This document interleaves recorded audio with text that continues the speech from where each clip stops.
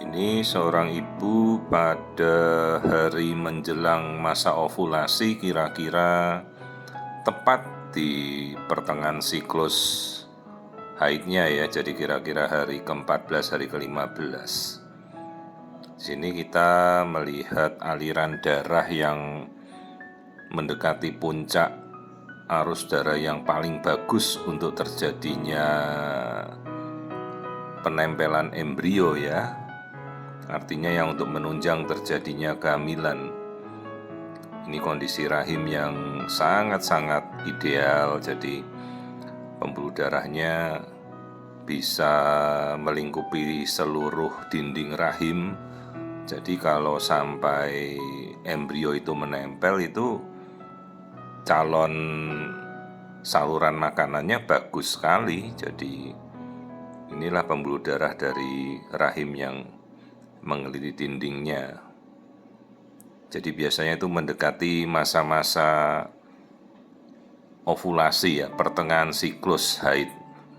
Istilahnya preovulasi. Biasanya mendekati hari 12 sampai hari ke-15. Nah, ini kemudian kita lihat sel telur di sisi ovarium. Sel telurnya ada beberapa, dan ini yang puncaknya, ini sel telur yang paling bagus. Ini dari ovarium kirinya, kita melihat ada buletan kecil. Itu namanya oocyte atau sel inti sel telur. Jadi kalau sel telur namanya ovum, follicle. Nah, inti sel telur namanya oocyte.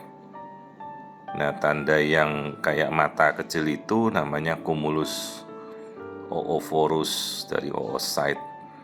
Jika kita bisa melihat itu, kemungkinan ya, bukan dipastikan, tapi biasanya ovulasi akan terjadi dalam 1 kali 24 jam. Jadi pada sisi indung telur ini ada 2 sel telur, dan yang kita lihat ada kayak bintil di dalam itu. Nah, itulah inti sel telur, namanya oocyte. Jadi nama lainnya inti sel telur ya. Struktur cumulus oophorus. Jadi kalau sudah terlihat itu, mudah-mudahanlah dia bisa terjadi ovulasi dan mungkin bisa terjadi pembuahan dalam waktu periode masa subur kali ini. Ya, itu harapannya si ibulah. Kita juga berusaha memperjuangkan ya, kita coba melakukan program. Dia minum penyubur, olahraga, vitamin. Nah, ini mudah-mudahan, ini kan cara natural ya. Jadi dia menghitung masa subur, kita berikan penyubur. Nah, ini sel telurnya kita sudah pantau. Tepat di hari menjelang masa pertengahan subur, telurnya bagus sekali. Ya, itu tandanya itu kalau mau ovulasi, ada namanya oocyte, terlihat jelas dalam 1 kali 24 jam. Mudah-mudahan dia pecah ovulasi, jadi bisa dibuahi itu.